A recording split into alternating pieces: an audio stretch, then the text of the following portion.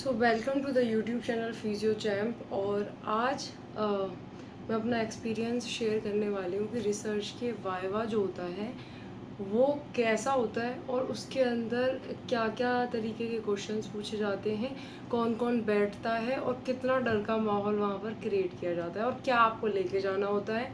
ठीक है, तो ये one of the most important viva होता है। जितने आपके 3.5 साल में 4 साल में वाइवाज निकले और प्रैक्टिकल्स हुए वो एक तरफ और रिसर्च का प्रैक्टिकल एक तरफ, वो जो एग्ज़ाम है वो एक तरफ। बिकॉज यहाँ पर जो है इस मोमेंट पे आकर के आपकी जो पूरी 4 साढ़े 4 साल की कोर्स होता है और जो डिग्री होती है वो दाव पे लगी होती है। अगर आप इसमें फेल हो गए तो यू हैव टू वेट और फॉर 3 मंथ्स, जब ये दोबारा एग्ज़ाम होगा या दोबारा आपका वाइवा लिया जाएगा तब आप जो है एलिजिबल होंगे इंटर्नशिप के लिए। ओके, अब इसके अंदर आपको लेके क्या जाना होता है, यहाँ पर जो है इस तरीके की 3 बुक्स लेके जानी होती हैं आपकी। This is called thesis. ठीक है, ये पूरी थीसिस बनी हुई होती है, ऐसी 3 लेके जानी होती हैं। एक रहती है यूनिवर्सिटी के पास, एक रहती है आपके पास और एक होती है आपके गाइड के पास। ठीक है, अब इसके अंदर क्या होता है, कैसे होता है, क्या करना होता है, वो जो है हम नेक्स्ट वीडियो में डिस्कस करेंगे।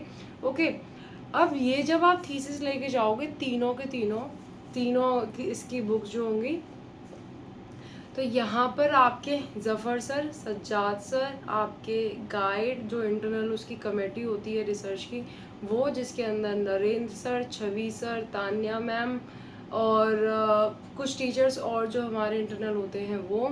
ठीक है, और ज़फ़र सर और सज्जाद सर हो गए और डीन सर जो होंगे उस टाइम पर वो वहाँ पर प्रेजेंट होंगे। ओके, तो यहाँ पर और बाहर से जो एग्ज़ामिनर एक्सटर्नल आएगा वो वहाँ पर प्रेजेंट होंगे। तो एक रूम के अंदर जैसे ओपीडी होती हैं बाहर की साइड या लैब जो है वहाँ पर बुलाया जाता है। 3 सेक्शंस हैं, 4 सेक्शंस हैं, एक ही दिन के अंदर हो जाता है। ठीक है, 10 बच्चे एक बार में बुलाए गए थे हमारे टाइम पर जो हुआ है। I am just explaining that तुम्हारे टाइम पे मे भी कुछ डिफरेंट हो जाए, बट तुम्हें एक आइडिया होना चाहिए कि ऐसा कुछ होता है। ठीक है, रूम के अंदर 2 चेयर्स लगी, 2 तरफ डिवीज़न हो रखा है ना।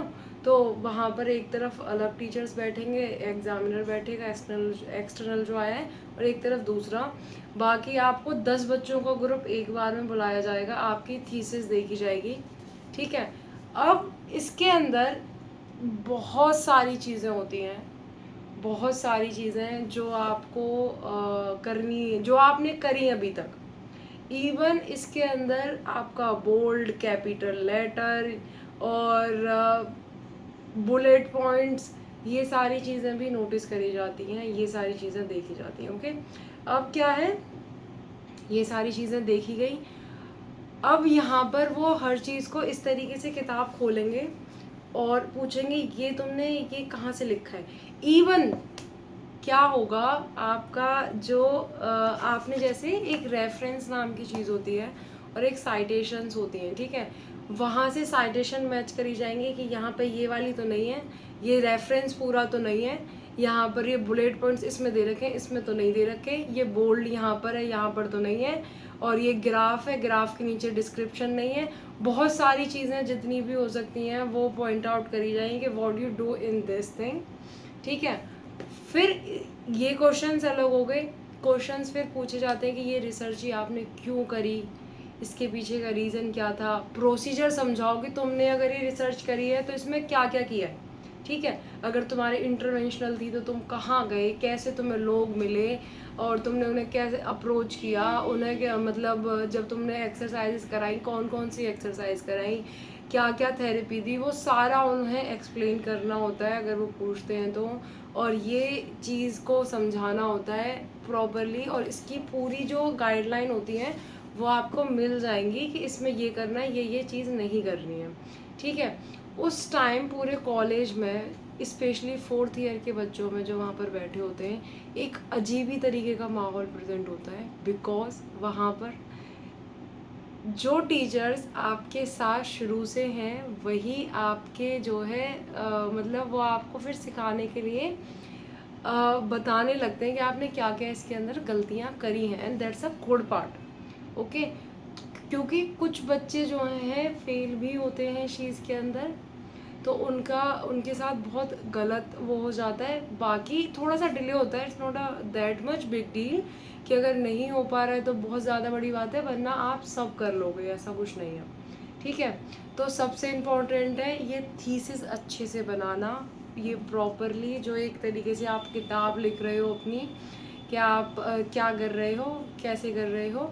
ठीक है, तो ये इम्पोर्टेंट चीज़ है। और उस मोमेंट के लिए तैयार होना, क्वेश्चंस के लिए प्रिपेयर होना, कॉन्फिडेंट रहना, ये सारी चीज़ें जो है इम्पोर्टेंट होती हैं। So thank you so much. अब ये क्या थीसिस कैसे लिखते हैं, साइनॉप्सिस क्या होती है, और इन सारी वीडियोस को देखने के लिए स्टे ट्यून, और please like, subscribe and share. Okay, thank you so much.